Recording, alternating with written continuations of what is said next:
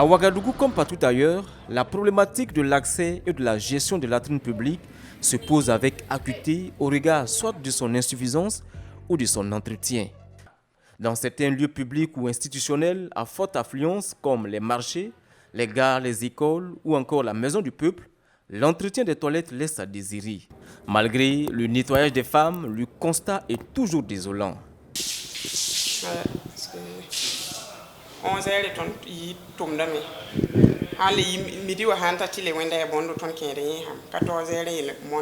Nous faisons le nettoyage chaque jour à 11h, 12h, 14h et autour de 17h.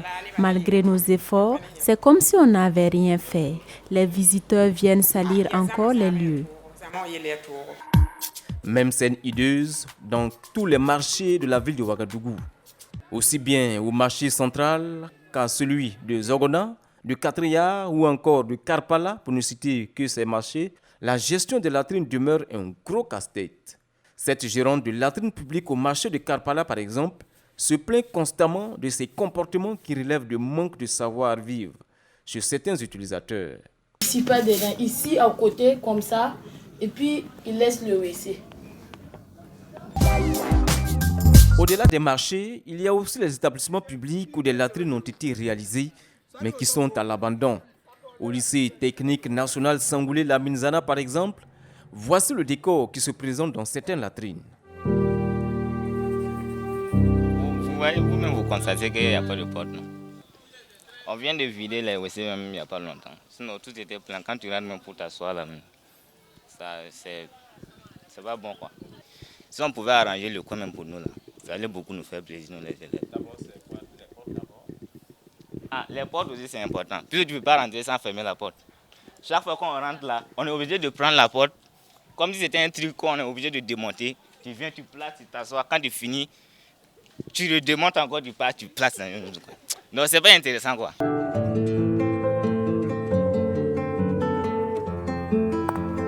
Des latrines vétustes, nauséabondes avec des trous béants, on en trouve ici.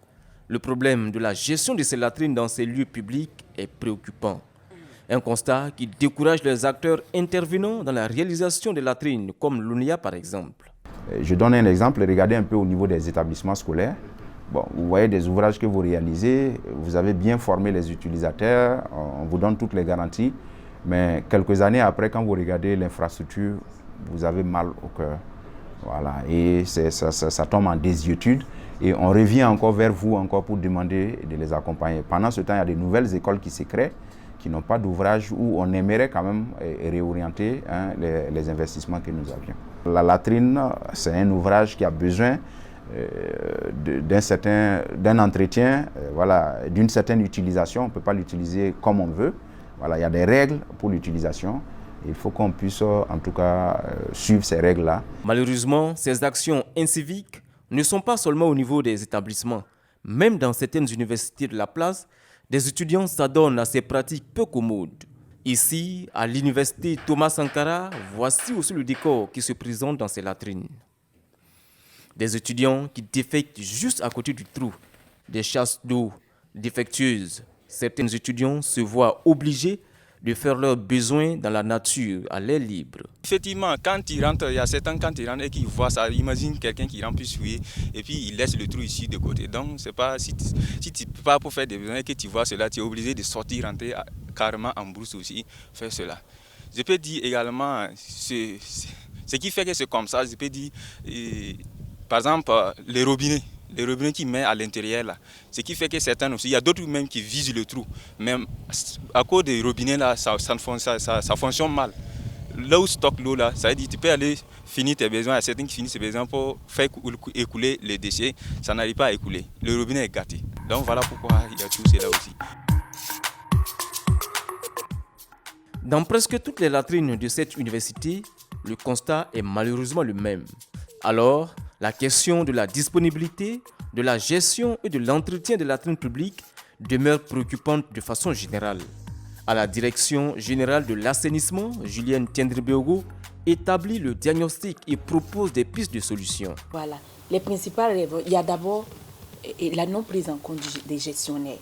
Voilà, quand vous arrivez dans un marché et il n'y a pas de gestion. Vous allez arriver à des endroits publics où il n'y a pas de gestionnaire. Voilà, s'il n'y a personne qui gère l'ouvrage, bon, les gens vont utiliser comme ils veulent. Il n'y a pas d'entretien. Et c'est difficile, il faut bien quelqu'un pour faire le nettoyage. Voilà. L'autre aspect, il y a les mauvaises pratiques, la mauvaise utilisation des usagers. Et ça, c'est une question, on parle aujourd'hui d'incivisme et tout ça, c'est lié. Voilà. Vous arrivez, une latrine publique qui est réalisée propre. Vous l'utilisez mal, vous refermez, vous sortez. Voilà. Il faut imaginer qu'il y a quelqu'un quand même qui nettoie. Et ça, vraiment, il faut que ça touche, il faut que c'est vraiment l'usager. Si le travail doit se faire au niveau de l'usager. Et pour cela, il y a des sensibilisations que nous faisons. Selon la directrice générale de l'assainissement, le taux d'accès à l'assainissement dans les écoles est estimé à 76,1%. Toujours selon Julienne Tenebeogo, 286 ouvrages ont été réalisés dans les lieux publics sur l'ensemble du pays en 2021. Malgré ces efforts, l'incivisme des populations demeure. Chaque acteur intervenant dans le secteur essaie tant bien que mal de trouver des solutions pérennes aux problèmes. Des documents cadres d'orientation sur l'assainissement de façon générale devront donc être élaborés afin de situer chaque acteur sur son rôle.